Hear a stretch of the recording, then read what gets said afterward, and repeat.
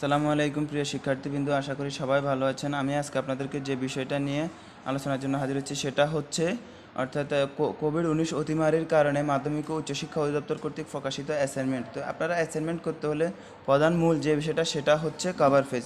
তো আপনারা cover page কীভাবে পূরণ করবেন, সেক্ষেত্রে হলো কভার পেজটা পূরণ সম্পর্কে আমি আপনাদেরকে এই পুরো ভিডিওটা জুড়ে দেখিয়ে দেবো। আশা করি আর কোনো সমস্যাই থাকবে না। তো প্রথমে আমরা কী করব, এখানে শিক্ষা বোর্ডের নাম মাধ্যমিক ও উচ্চশিক্ষা বোর্ড, আমি এখানে কুমিল্লা লিখলাম, অর্থাৎ আমার শিক্ষা বোর্ডের নাম কুমিল্লা, তো আমি কুমিল্লায় লিখলাম। তারপর আমার যে বিষয়টা সেটা হচ্ছে পরীক্ষার্থী রেজিস্ট্রেশন নম্বর ইংরেজিতে। তো ইংরেজিতে আমি এখানে 13, 11, 10, 28, 99। এখানে আরেকটা বিষয় লেখা আছে যে নবম শ্রেণীতে রেজিস্ট্রেশন অনুযায়ী। তো সেক্ষেত্রে আপনারা অষ্টম আর নবম শ্রেণীর রেজিস্ট্রেশন নম্বর অনুযায়ী লিখতে পারেন, অর্থাৎ আপনাদের অষ্টম শ্রেণীতে যে রেজিস্ট্রেশন নাম্বারটা হবে সেটা, আর দশম শ্রেণীরটা আবার একাদশ দ্বাদশ শ্রেণীর সবই এক রেজিস্ট্রেশন নাম্বার, এটা চেঞ্জ হয় না। তো সেক্ষেত্রে আপনারা এখান থেকে আপনাদের রেজিস্ট্রেশন নাম্বারটা লিখবেন।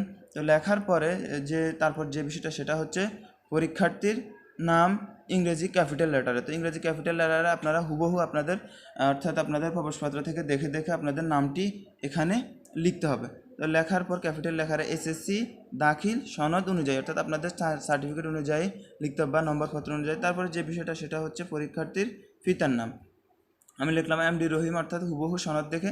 তারপর পরীক্ষার্থীর মাতার নাম লিখবেন এখানে রহিমা বেগম, সনদ দেখে লিখবেন। তারপরে বিষয় কোড, এখান থেকে আপনারা যে বিষয়টা সে বিষয়টার বিষয় কোডটা লিখবেন।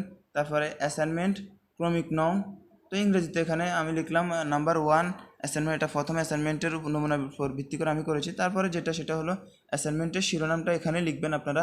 আমি লিখেছি ইসলামের ইতিহাস ও সংস্কৃতি, অর্থাৎ এভাবে আমি একটা নমুনা লিখেছি আর কি। আপনারা আপনাদের পছন্দ, আপনাদের যে অ্যাসাইনমেন্টের শিরোনামটা হবে সেটাই লিখবেন। তো তারপর এখানে কভার পেজের যে বিষয়টা সেটা হচ্ছে নিচের অংশ মূল্যায়নকারী শিক্ষক পূরণ করবে, অর্থাৎ প্রাপ্ত নম্বর ইংরেজিতে লিখতে হবে। তো এটা মূল্যায়নকারী শিক্ষক করবে পূরণ, আপনারা এখানে কোনো কাটাছেঁড়া দাগ দেওয়ার দরকার নেই। তারপর আমাদের যে বিষয়টা সেটা হচ্ছে সংশ্লিষ্ট প্রতিষ্ঠান কর্তৃক পূরণ করবে, সেখানে এটা সংশ্লিষ্ট প্রতিষ্ঠান পূরণ করবে, এটা তো আপনারা কোনো প্রকার দাগ দেওয়ার দরকার নেই। তারপরে যে বিষয়টা সেটা হচ্ছে শিক্ষা বোর্ডের জন্য, এটা শিক্ষা বোর্ডের জন্য, এগুলা শিক্ষা বোর্ড পূরণ করবে। তো তাহলে আমি বুঝাতে পেরেছি আপনাদের মনে হয়। এই যে এখান থেকে শুরু করে এদিক এই পুরো অংশটা পূরণ করবে প্রতিষ্ঠান শিক্ষা বোর্ড, আর আপনাদের যে অংশটা সেটা শুধু হচ্ছে এই অংশটা শিক্ষার্থী কর্তৃক পূরণীয়। আপনারা আর বাড়তি কোনো কিছুই করতে হবে না। আশা করি সবাই বুঝতে পেরেছেন। না বুঝলে অবশ্যই আমাকে কমেন্ট করে